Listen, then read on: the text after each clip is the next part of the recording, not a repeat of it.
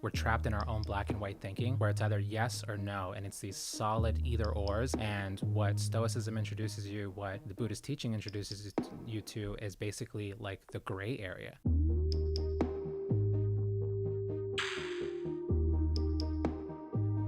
Where do you live? I live in the woods in Western Mass. Woods. I'm like literally in the middle of nothing. Like Thoreau kind of woods? Yeah, like literally quite close. Yeah? Yeah. 2 hours west of Boston, 3 hours north of New York City. And I love it. Why there? Just 'cause I was tired of the concrete. Yeah. Just tired. I grew up in Boston, and then I lived in New York City for 7 years, and I don't know, I just needed some nature. Yeah. Yeah. I was reading about Thoreau one time that it's more wooded now than when he lived there. Like when he lived there, they just cut all the trees down. Everything down. Yeah, all the trees are 100 years old. Yes. Yeah. So we have this sense of like the landscape being one thing, and actually like what we think of as like the good old days or when things were more rural, it was actually worse and more industrialized. Yeah, way worse. I think it was just the same as the UK where they cut everything down. They came to New England, cut everything down.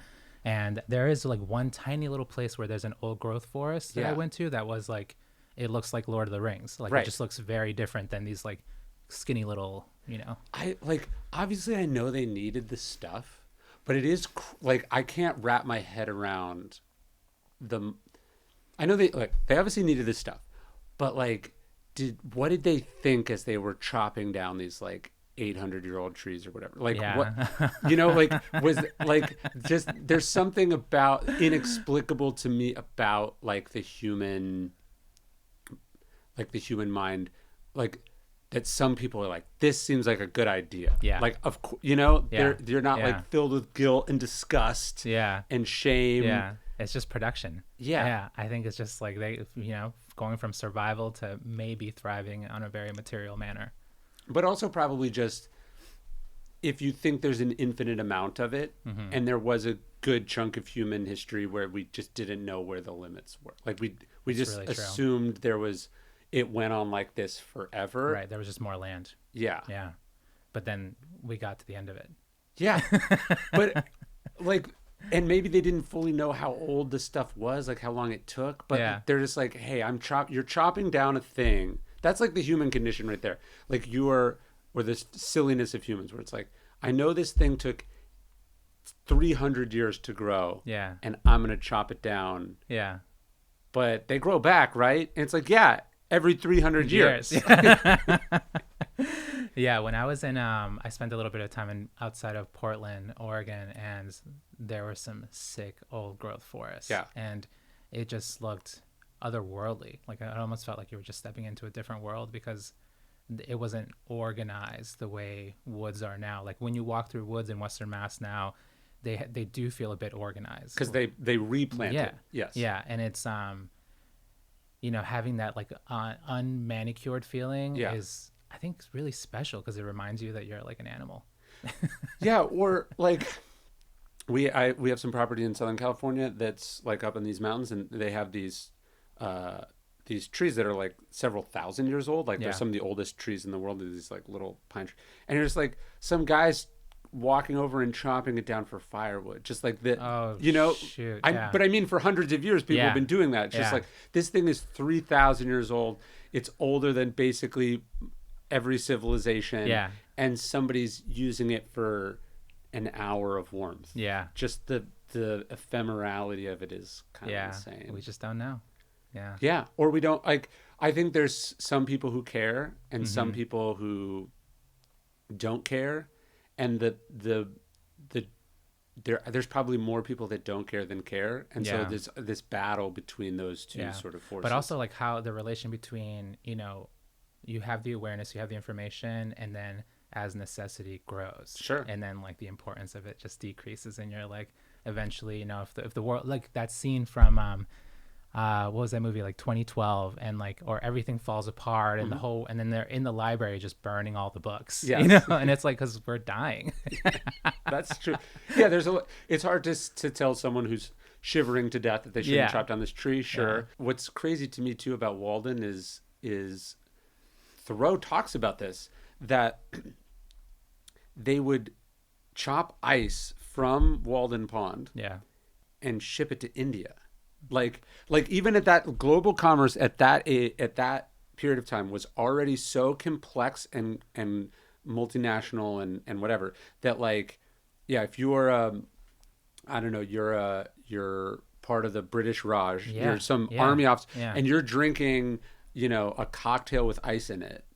They may have chopped that ice from Walden Pond, loaded onto a ship in Boston Harbor. They cover it in sawdust, ship it across the ocean, and then they're taking back, you know, whatever they're looting from India, you know, like spices and, you know, goods and whatever. But that, like, what he's sort of commenting on there, it's not just, hey, I'm retreating from the busyness of Boston, but that Boston as this global commerce hub means that everything is so interconnected and global.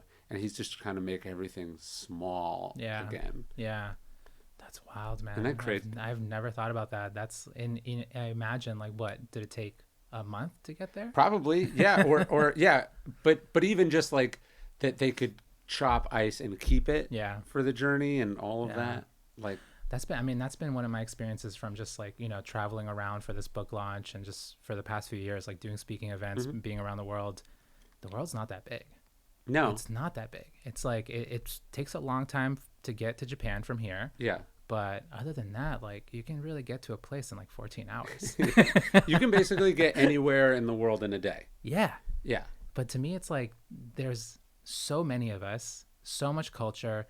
But then even amidst all that culture, like we're pretty similar. Like there are a lot of things about the human mind that are like, you know, we react, we have anger, we're going through the same series of emotions. And I've been talking to my wife about this. I'm like, we're like Jiddu Krishnamurti was so correct. Like you think you're different, but we're the same. We suffer in the same ways and we like are moving through the same field of emotions.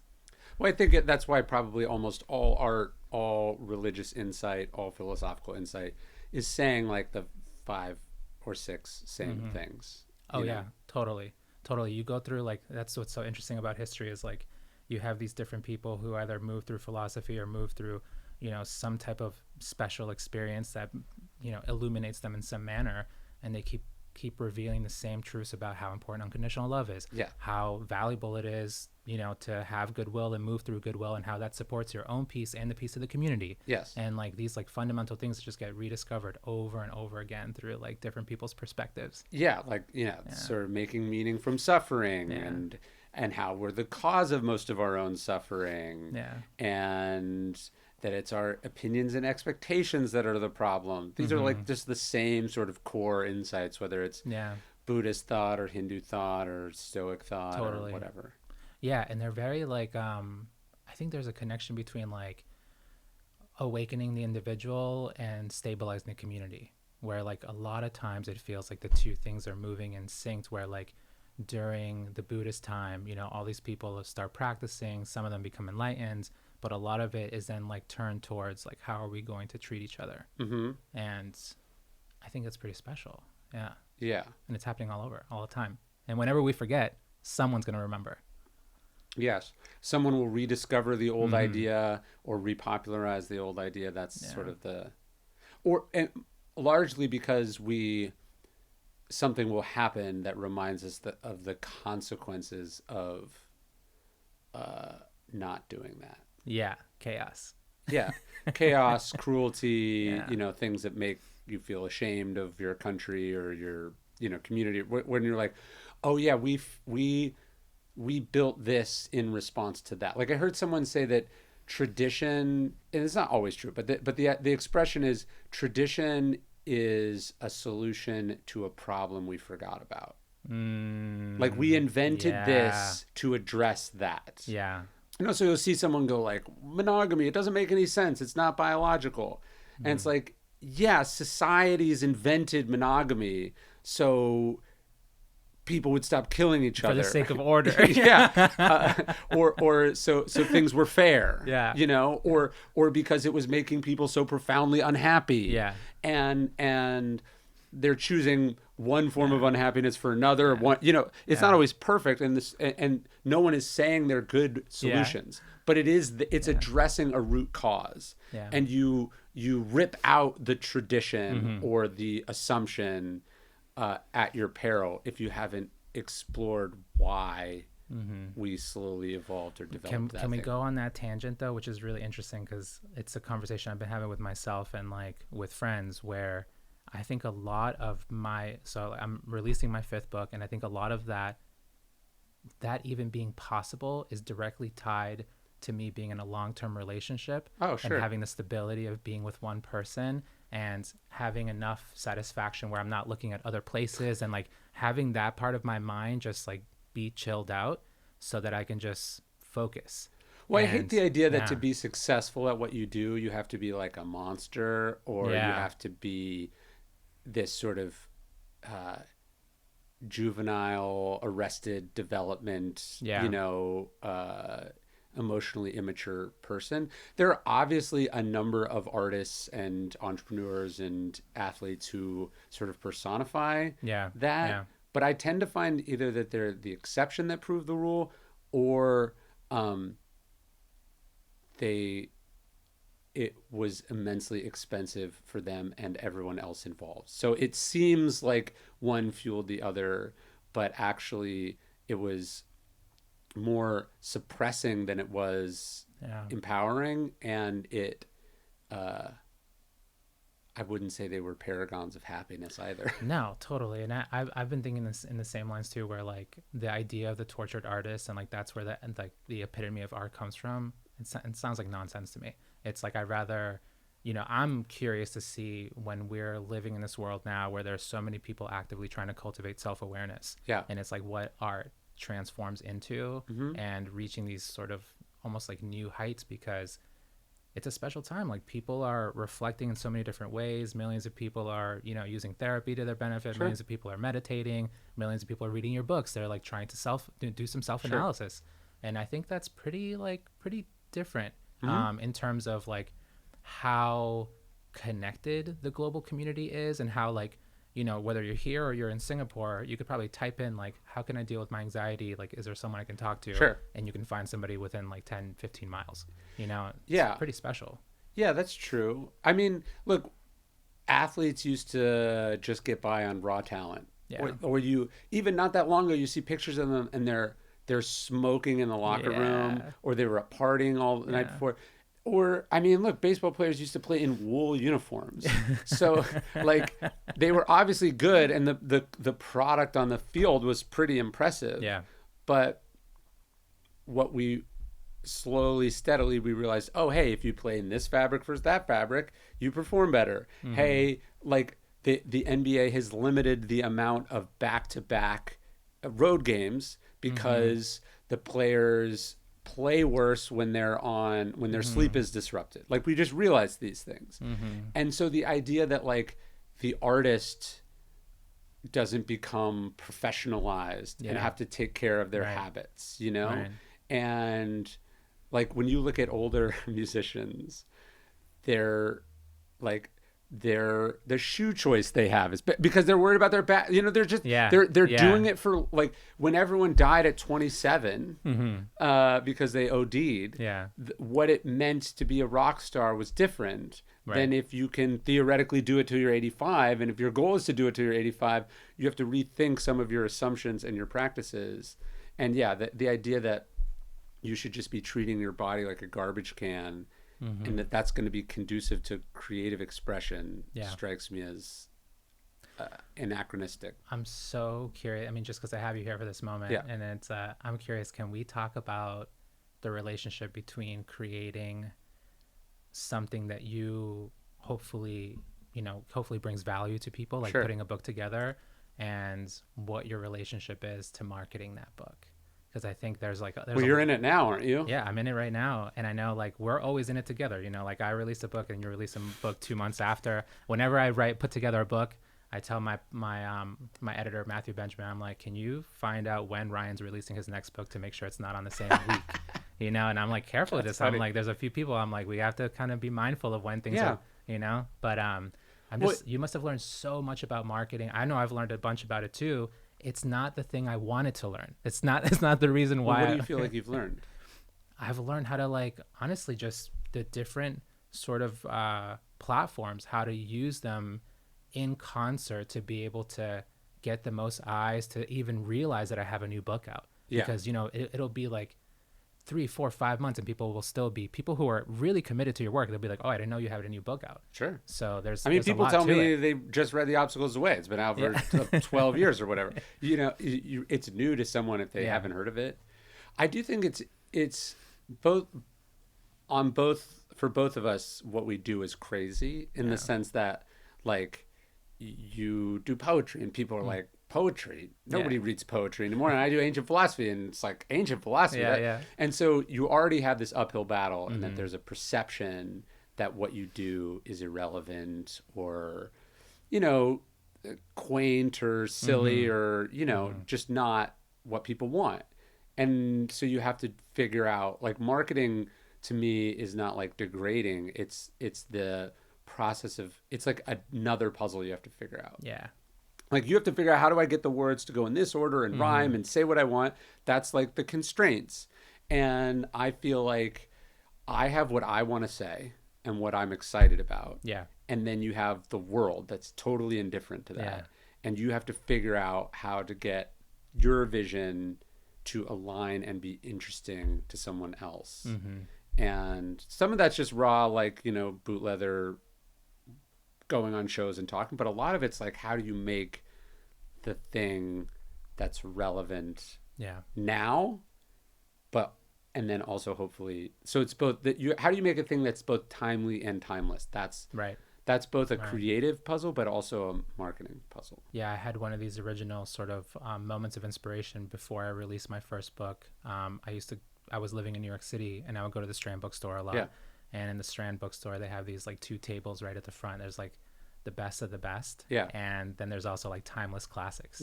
And I'm like, I need to figure out how to write something that helps people so much that it ends up on one of these 2 tables as like a personal goal. And what's been interesting is, so I'm releasing my second nonfiction book. So I've been stepping a little bit away from poetry, but in doing the second nonfiction book, I had the clear idea of what I wanted to write about. But then I had learned enough about sort of, you know, human psychology and how to like structure chapters in a way where it's like the person who's reading it is feeling one victory after another. You know, so it's not like this giant slog. So you're not only getting good information, but you're working with the mind as opposed to against it. Do you think about that too? Yeah, no, my books are deliberately short. And like, I just did this 4-book series on the cardinal virtues. I could have just written one epic book on the cardinal virtues. But 4 books allows someone to breeze through each one of them. And then it feels like you're creating the sensation of, wow, that went by really fast. It was very compelling. And that's also, it's true, but it's also because it's half the length of a normal book or whatever, right? And so I think, like, look, there's lots of forms of poetry you could do, but I think you probably gravitate towards, like when I read your poems on Instagram, I'm not scrolling like 10 slides. It's one. I'm getting it, most of it there. Like, some of them are longer, but you're like, when I read poetry, and like I hear about some poem and I look it up and it comes up on poetry.org or whatever. If I'm like scrolling, I'm like, I'm probably not gonna read this. You know, like so. But like, that's one of the, that's just like a fact on the ground that you have to figure out how to like navigate. And do you feel like there's, like, when you sort of like rev yourself up for like another launch, you know, it feels, in some ways I'm reaching this point where I am obviously, like, this book that I just wrote, How to Love Better, I personally think it's better than all the other books that I've written, just because it's taken a long time to, otherwise you're going the wrong direction, but it's taken time to like to honestly just learn how to be clearer, like how to like just be more clear, how to like use sentence structure in a better way. And in the material, like, it's taken a long time, you know, so many thousands of hours of meditating and all that stuff to be able to even fix my personal relationship with my wife, and also take that understanding and put it into the book. But then it's like another launch, and a launch is like a little bit of a battle. You know, it's like you're battling the algorithm. You have to maintain your own stamina. You have to then go on tour, and it's like, I'm like, dang, how many more of these am I going to do? Like, I'm like willfully entering a battle here. Well, the fantasy is you just make something that's so good that it just does it. And I think that that misleads a lot of people. It's another myth, like the tortured artist. It's a myth like the, Kerouac sat down and wrote On the Road in 24 hours on a bender. And it's like, no, almost everything that is impressive was methodically and gradually built. And painstakingly so. And like a launch is, it would be amazing that you put out the book and then you give it to your publisher and then they call you and they go, the New York Times is doing a front page excerpt and a trend, and everybody then loves you're on these 5 morning shows and then and it's never like, I've never done a book where I felt like I got all the things that I thought were possible to get, and so you're always kind of in this street fight again for attention. And it's also like, you also, I think early in your career, you're like, I want to go on a book tour. I want a publisher to send me on a tour. And then you do it. And then you're like, I hope I never have to do that again. I know, to be able to like stay at home and like be able to put a book out. I mean, it's nice to be able to connect with people, honestly, like in person and like hear the stories, but it's also taxing. I think though that like when I went into writing, I also felt that same thing, like, not too far from each other. Rupi Kaur releases Milk and Honey. James Clear releases Atomic Habits. And they both just, these books just sell 10 million copies on their own, like, and they just keep growing. I know James very well. And we had this mastermind group. We met every year for 3 years. And he paid for it all out of his own pocket. He invited all these different authors, a bunch of people you've heard. And he just literally downloaded everything that everyone had learned into that launch, which then, he did like 200, like it was, he built an email list for years. He did like 200 podcasts. He did media. It was as good as I've ever seen anyone do it. And then people are like, that book came out of nowhere. And it didn't come out of nowhere at all. He's the only guy who, anytime I'm ever ahead of him on any list, he reaches out and he's like, congratulations.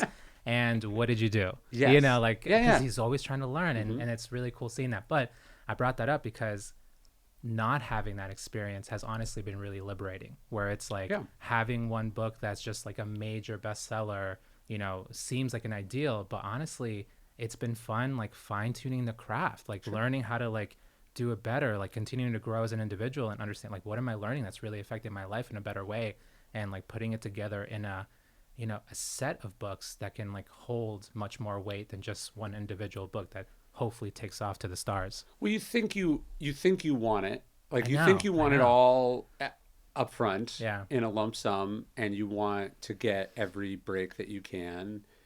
And maybe, I don't know, I haven't experienced it, but it's probably not as good for you.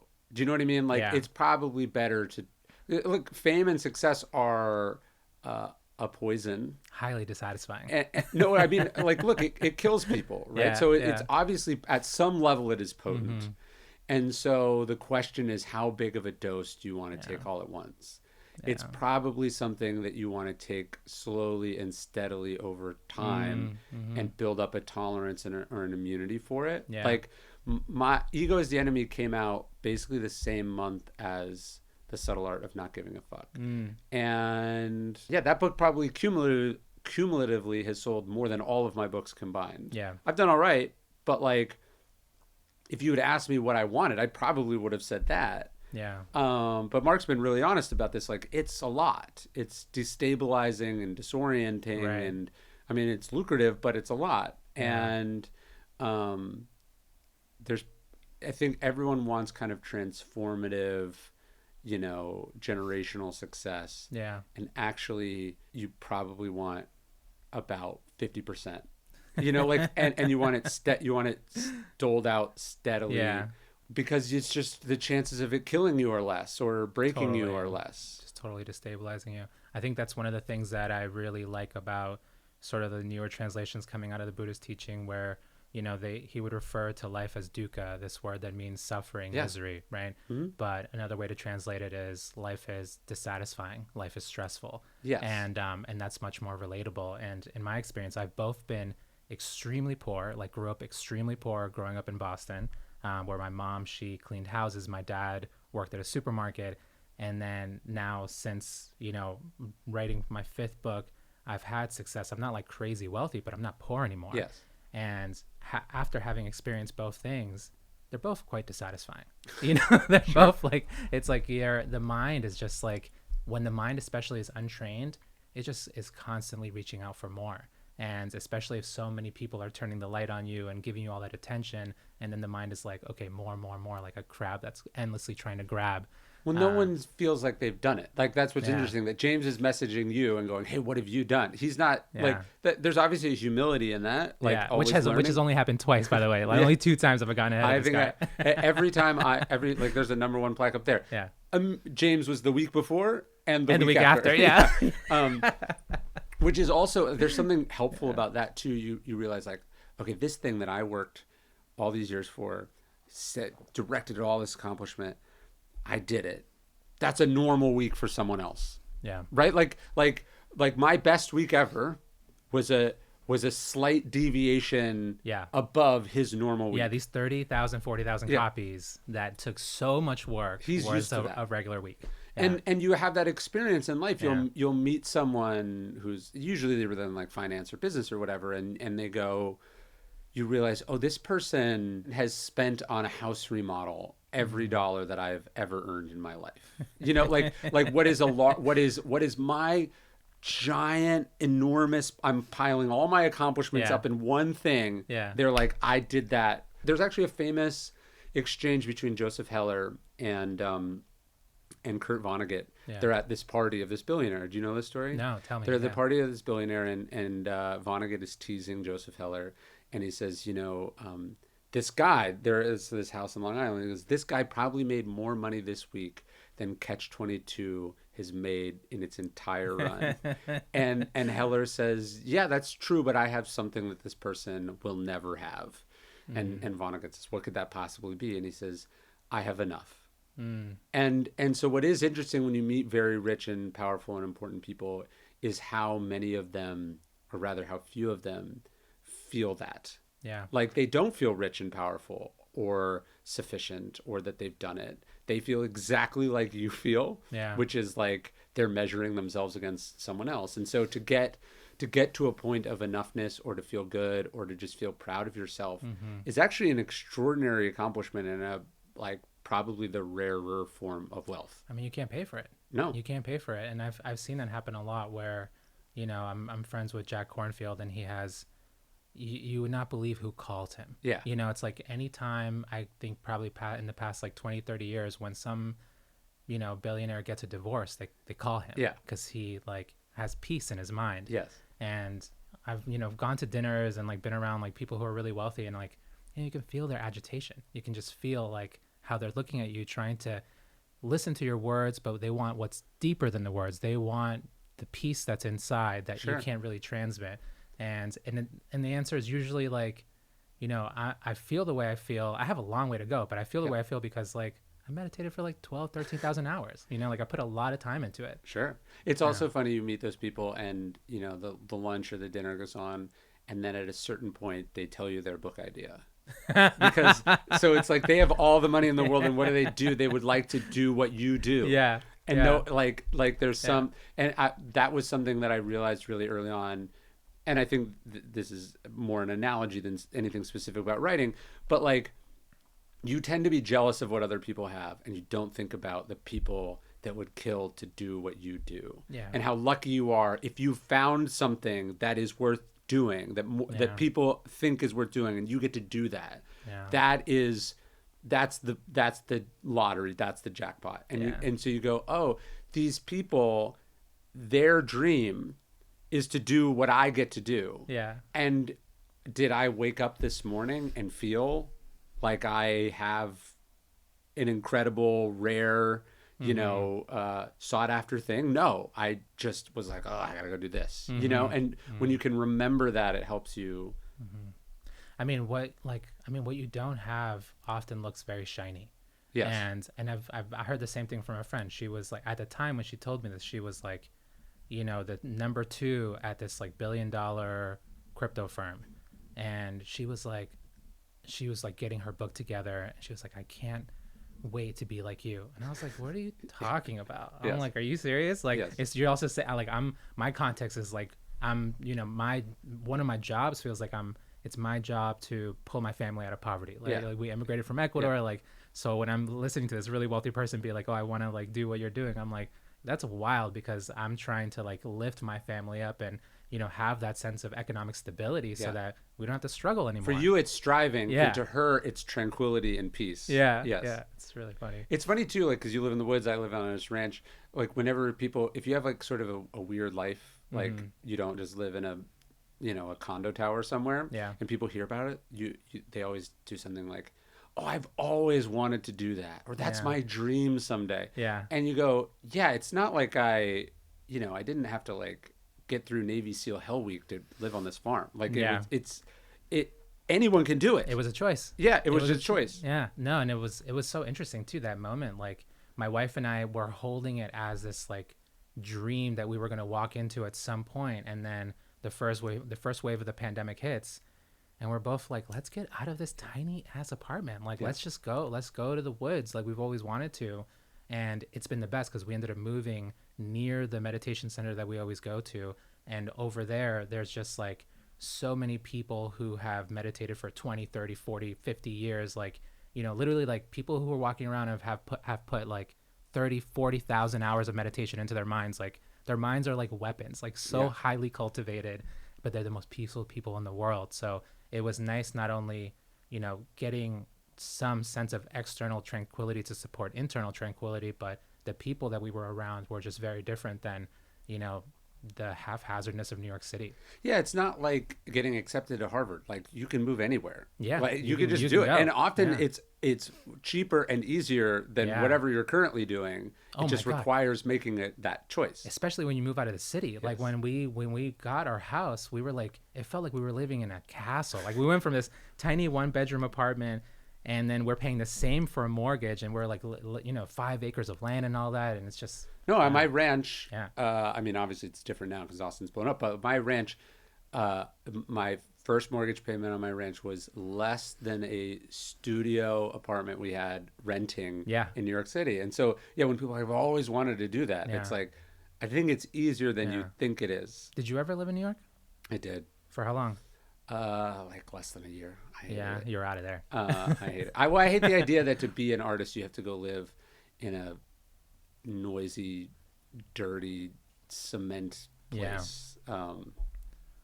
Yeah, New York was special. I think the one thing that I was happy about was, I did my 7 years of hard time there, and and like you live in like, it's, when we got there we had nothing, and then when we left we had a little bit of something, but what I did have was the inspiration and the support from sort of key people. Like, I remember I had my first like self-published book release. My friend Elena Brower, she co-hosted that event, and because she co-hosted that event with me, it opened up the rest of the country to me. People were like, come to DC, come to LA, do all these things, and like sort of these sort of key little moments. I got my first literary agent there, and, and then when I felt like I had enough sort of connections where, because I don't like networking to me is pretty lame. I'd rather make strong friendships, and then it feels reciprocal that we can support each other.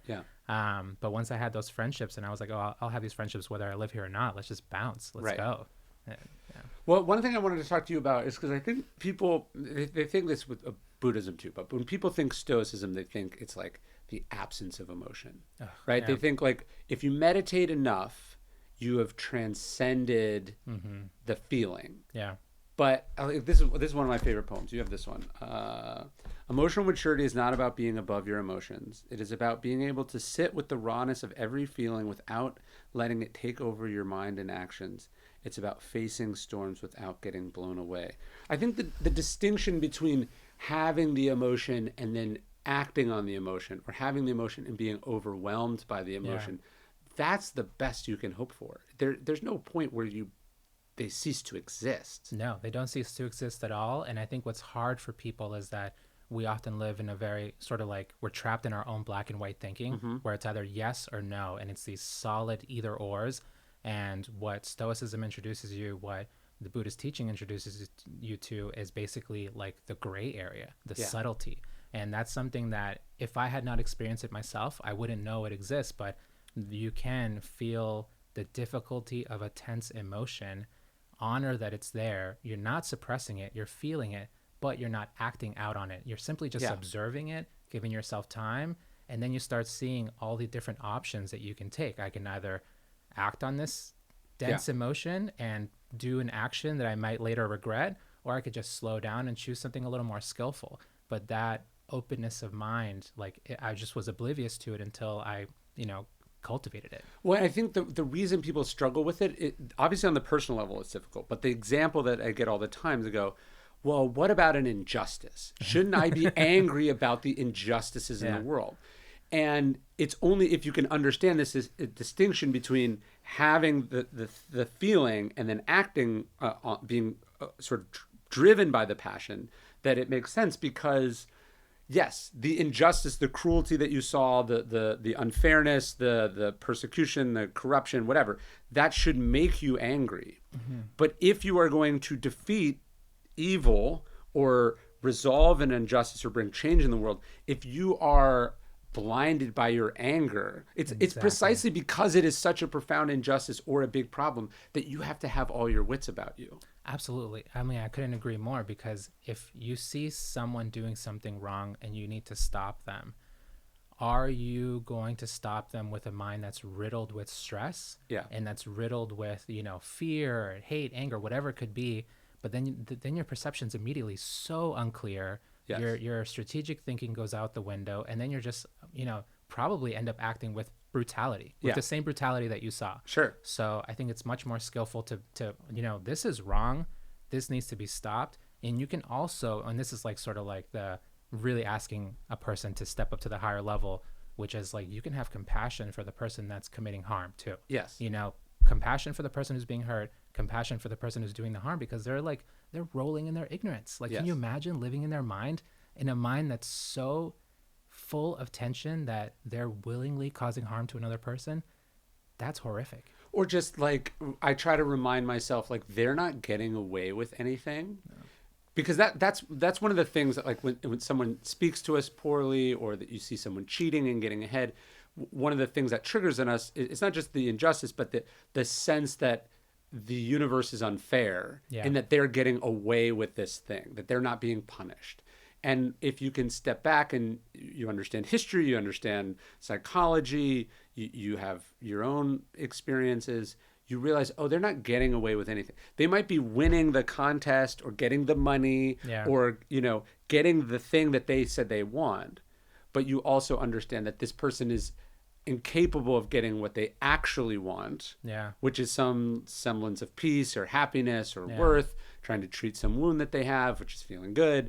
You realize, like, they're not getting away with anything because it sucks to be them. No, they're living in the torture of their own mind. Yes. And I would never want that for myself or for other people. So I think when you really take a step back, it's like, someone who's like just, decimating a population, who's just, doing some type of harm, and either on the individual level, on a group level, like, it takes a lot of internal intensity to even produce that action into the world. Yeah. And you don't want to live like that. That's just like, I don't know. Sadness. Yeah. And look, philosophy isn't this like math equation where you do this and then the variables cancel each other out and then you don't have to do anything. Yeah. Like you can have empathy and understand, okay, it's actually torture to be this person. It sucks to be them. I'm still, as a prosecutor, have to bring them up on charges. As a friend, I still have to speak up. You still have to do something about the problem. Yeah. But you just understand that it helps mitigate that distress you feel when you're like, hey, this is breaking the order of the universe, that this person isn't doing their fair share and being rewarded for it. This person is actually shitty and they have a good reputation. That kind of bothers us because it doesn't line up. Yeah. And it's like, no, there's just another part of it that you're not seeing, which is that it sucks to be them. And there's so much that you're not seeing too. Like, I think there are times where, and I'm not trying to name any names, but there are times where like people have public personas, but then like us who write books and do things, we all like know about each other. Yes. People will tell you like, you don't want to be around that person. Yeah. And like, so even though outwardly they look, so nice and kind, in the background, I'm sure people are saying, the same things about Diddy. Yeah. Like they're like, you just be careful, like don't stay at the party too late. Sure. But I think it's never the actions reverberate. Yes. People see them, people feel them, and then they talk about them. So I think whether you win or lose, one battle, I think if you're causing a lot of harm, like not that the harm's necessarily going to come back to you in the same way, but people are going to know about it and they're going to change their actions around you. Yeah, you're doing a violence to yourself also. It doesn't mean you're necessarily suffering to the same degree that the other people you're making suffer, but like it sucks to be you. Yeah, I think so. And I feel like it's really challenging, I think, with what you see online, how you think these like ideals of people are. And I'm sure you get this a lot too, but I think one of the things that I find challenging about putting myself out there and doing events is like I don't want anybody putting me on a pedestal. Like there's literally nothing special about, like, I'm not perfect, I'm not enlightened, I like to meditate, but I'm still very much on the road. I make mistakes, fully imperfect person, have so much to learn. But I think sometimes just because people are accustomed to seeing your face, yes, they give almost like not just the trust to read your book, but like a higher level of trust where like Ryan definitely has all the answers, Yes. I mean, that's just in some ways just misunderstanding what art and philosophy is, which is you're crediting the person with the thing that they're a conduit for. Yeah, exactly. And we're learning. Yes. Like literally actively learning.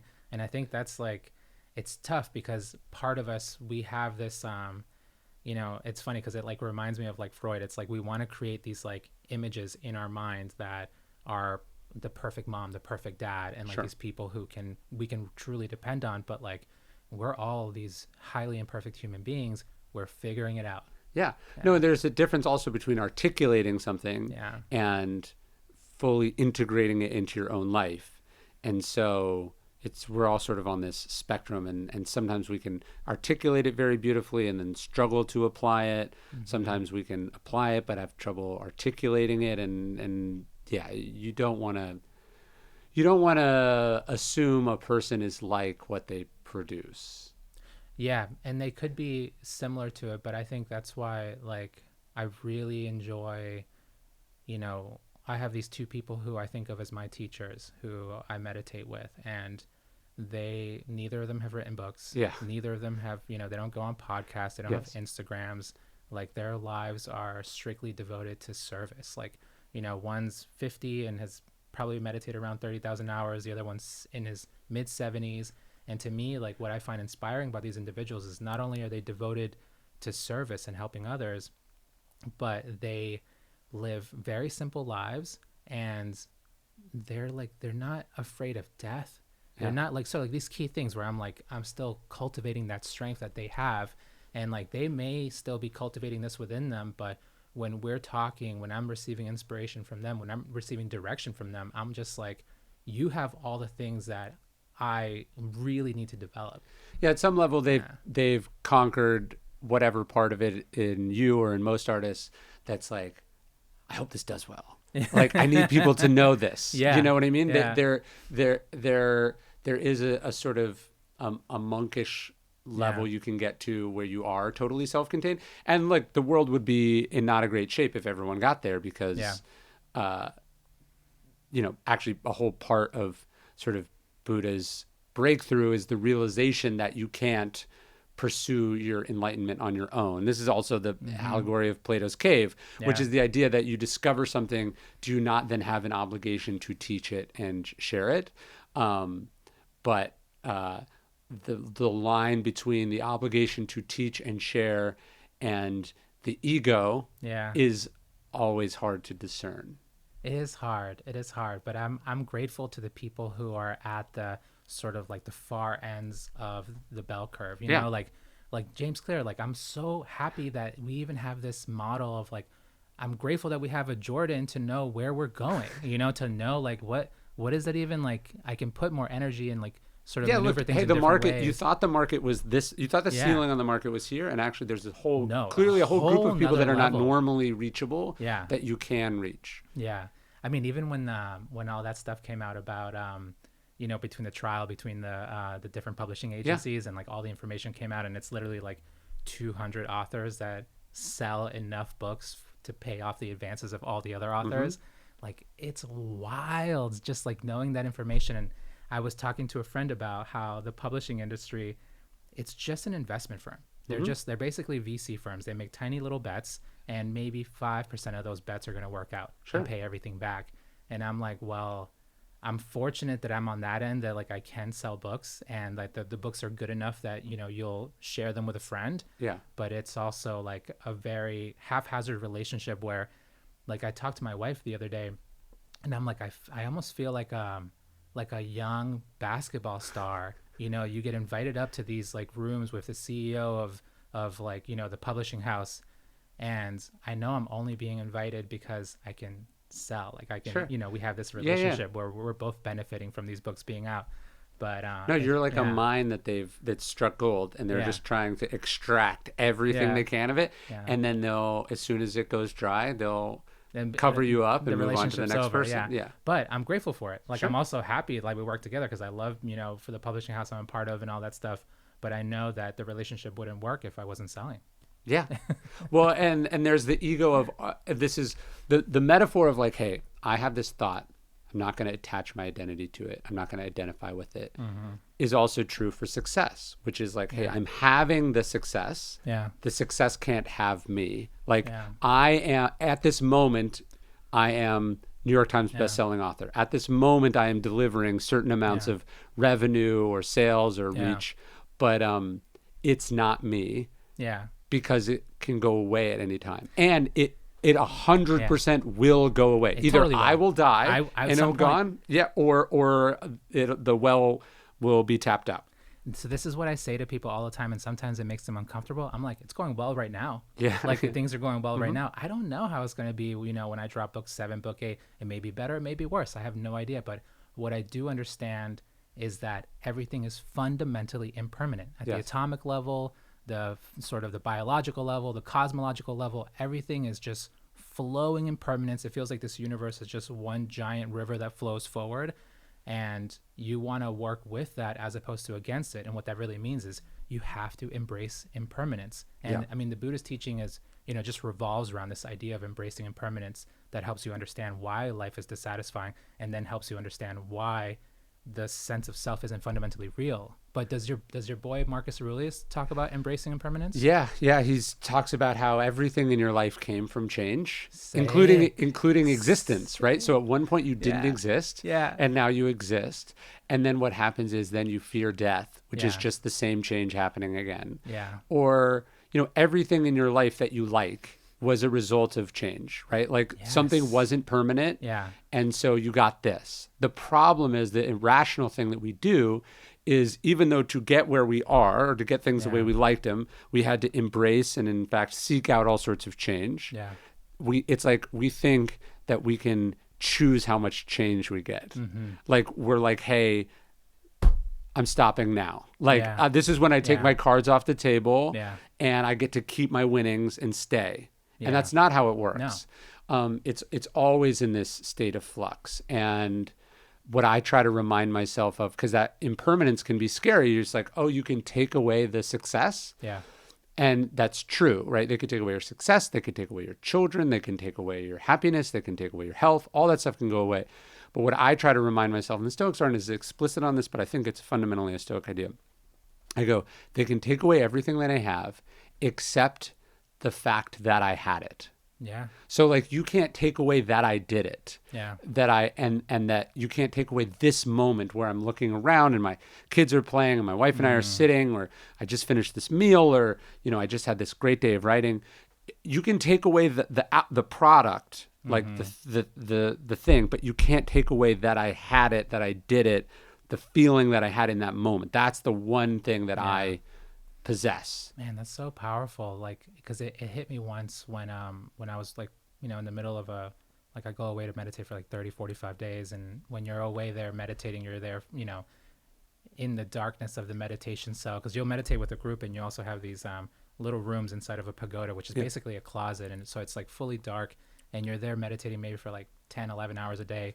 But it hit me so hard that like, our universe is not just one of change, but that change directly describes motion. Like our universe is one of motion. Everything is moving. And what does that mean is that nothing is ever static. Yes. Like it's constantly dynamic. And because of that dynamism, we have life, you know? And I think that it made me think, so similar to what you were talking about, it hit me that we have this combative relationship with change where we fear it because we're afraid of what it will take away, but we'd never have a relationship of gratitude towards change because it gave us the people that we love. Like the fact that the earth even exists is because of change. Sure. You know, the fact that we even have these opportunities to be around our parents, even though our parents may die someday, we got to know them. We got to learn from them. We got to embody these characteristics that then we can hopefully give to our friends and children someday.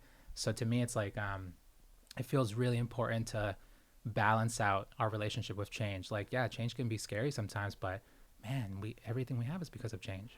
Yeah, the Stoics talk about how like everything is coming in and out of being, time is zipping by us, you know, everything is in a state of motion.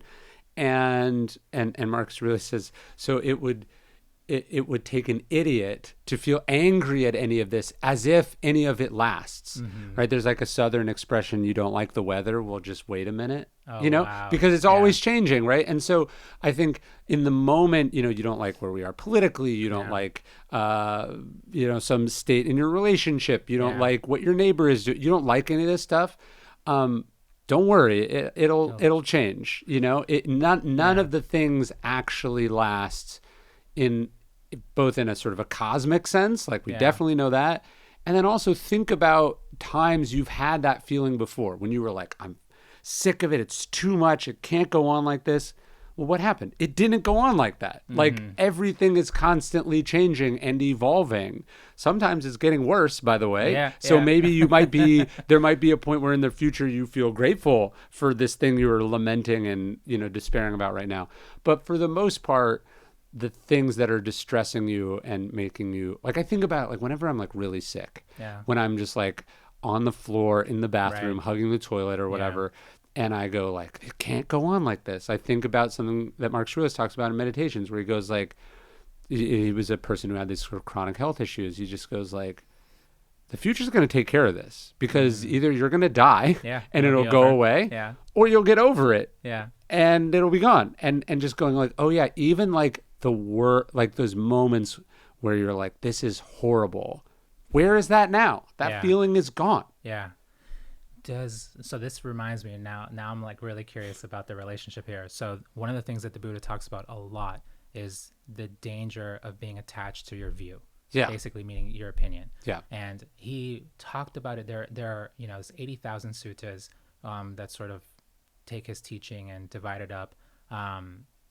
And in so many of them, he's constantly hammering out about how the attachment to views will not only create your own suffering, but it'll create discord.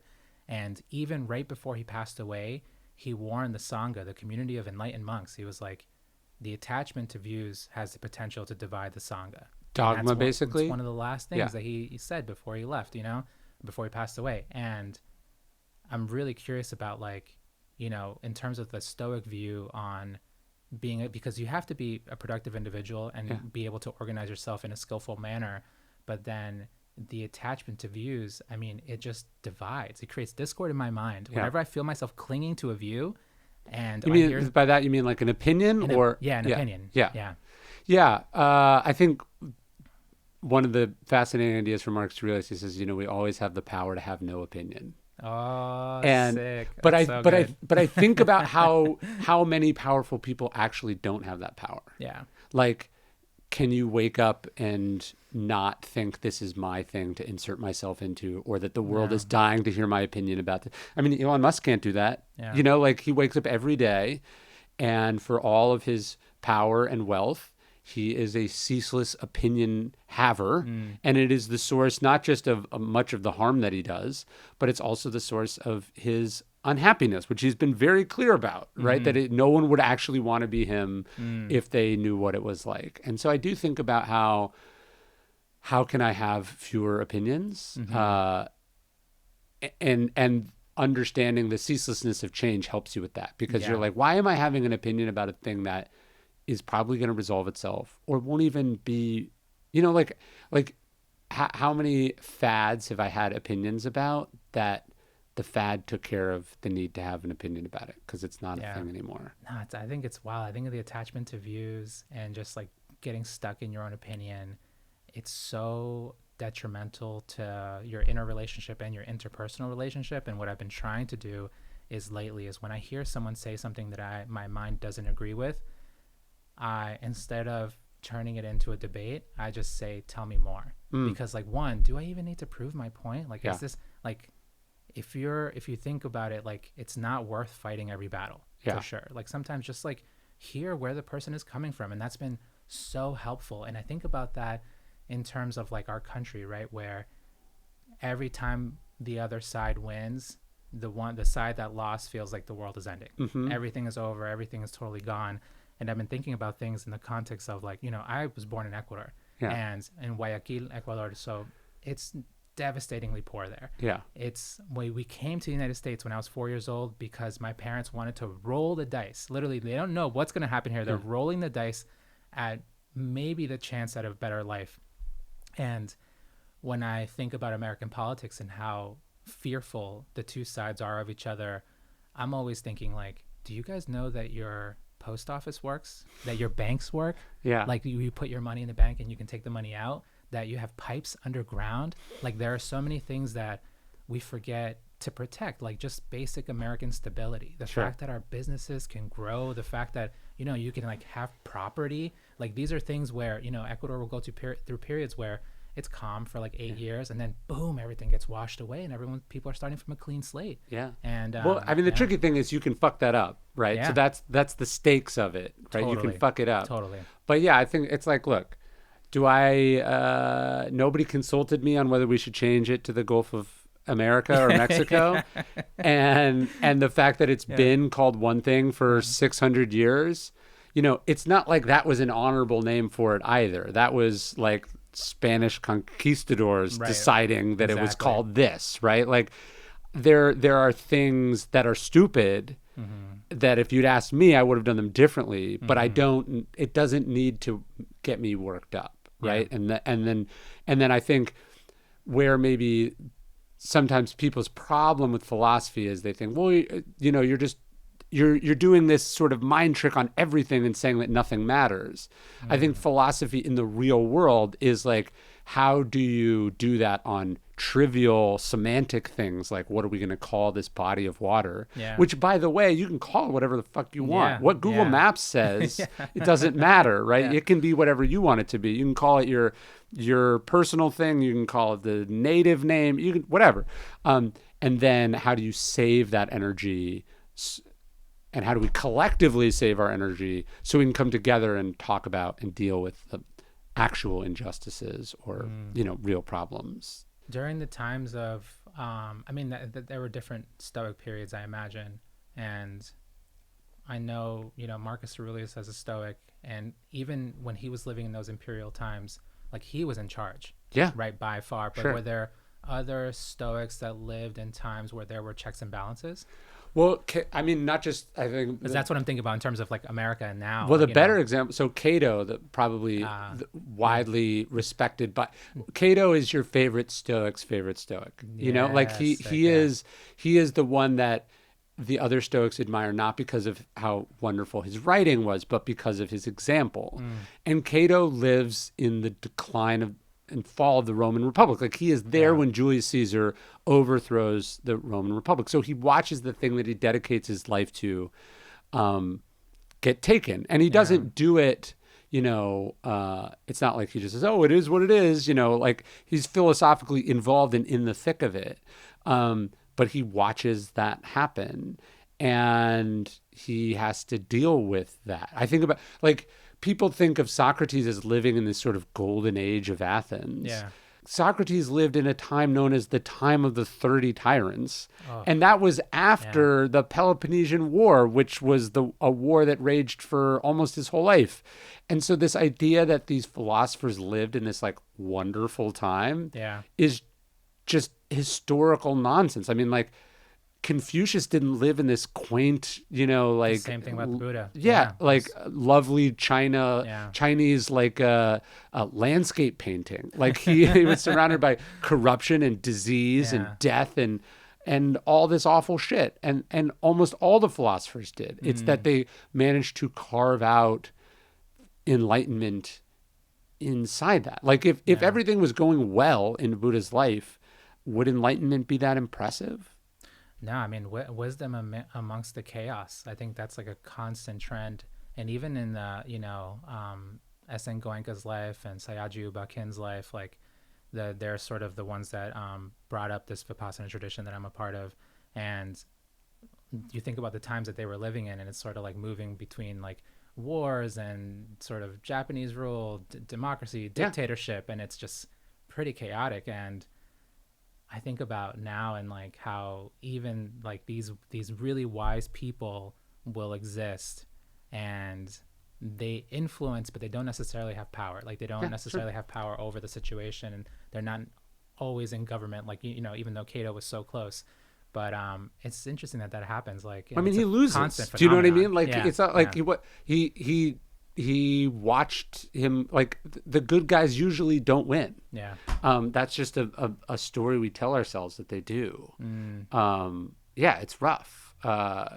I mean, it's hard to live your virtues. It's hard to leave these rules. Like I have this one rule that I live by, and people are always asking me, political opinions, but I have this rule, like I can't support you if you're going to kill people.